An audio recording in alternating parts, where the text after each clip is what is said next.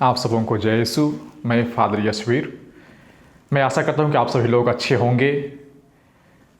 और कई सारे लोग बीमार से पीड़ित हैं और कोरोना वायरस से भी संक्रमित है। लेकिन इन सभी चीज़ों पर भी आप ज़्यादा घबराइए नहीं, आप परमेश्वर पर भरोसा रखिए।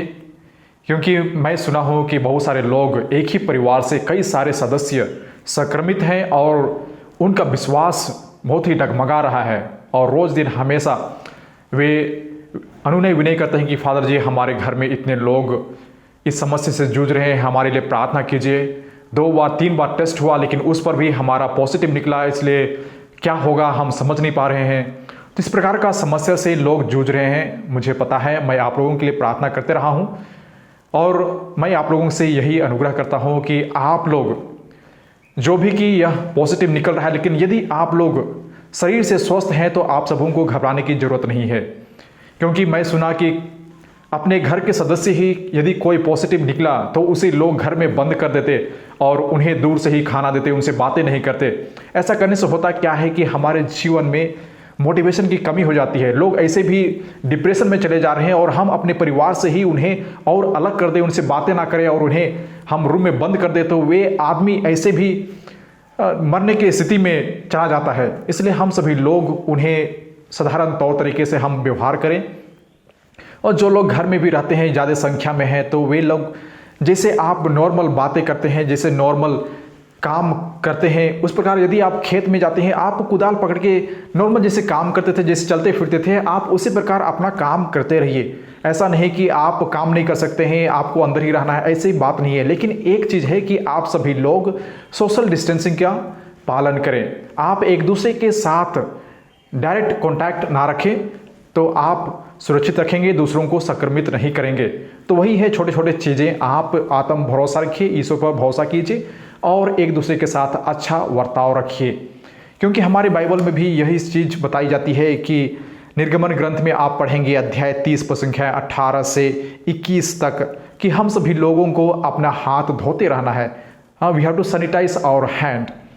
एंड उसी प्रकार लेविटिकस के अध्याय 13 पर संख्या 4, 5 और 46 में वहाँ भी आप पढ़ेंगे कि जो लोग संक्रमित हैं, जो बीमार हैं, उन सबों को 7 दिन तक हमें अलग रखना है। मतलब we have to keep them quarantine और we have to be quarantine for 7 days.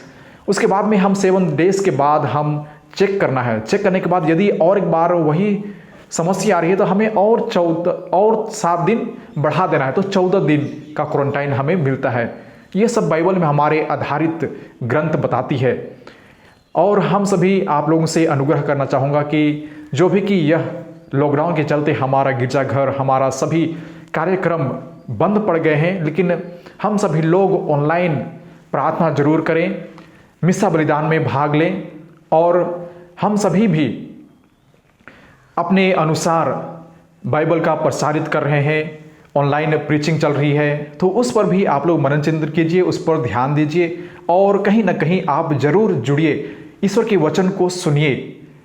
और कई सारे माता पिताएं वे हमसे रिक्वेस्ट कर रहे थे कि फादर जी, क्या हमारे बच्चों के लिए भी कुछ क्लास होता तो अच्छा होता, क्योंकि हम सभी लोग अपने धर्म ग्रंथ के बारे में सब कुछ भूल गए हैं। इसलिए हम सबों को भी अपने बच्चों को धर्म ग्रंथ के बारे में उनको धर्म शिक्षा देने की आवश्यकता है। इसलिए उसके लिए भी हम सभी लोग यह from the lay people this idea has come, so I can't deny, so I support 100% from my part to do all means possible to contribute for the laity and those faithful.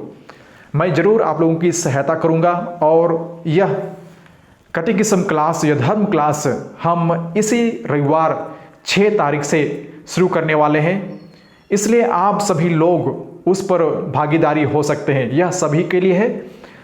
मैं आग्रह करूंगा कि आप लोग संजीव खलखो, उनको आप contact कीजिए। उसका नंबर है 8660287212।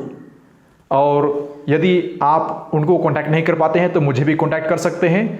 मेरा नंबर है 9481661856 94 81 66 1856। तो मैं आशा करता हूँ कि आप लोग ईश्वर पर भरोसा कीजिए और आगे बढ़ते रहिए। मैं आप सबों से फिर मिलूँगा इस प्रकार परमेश्वर का वचन को लेते हुए। धन्यवाद।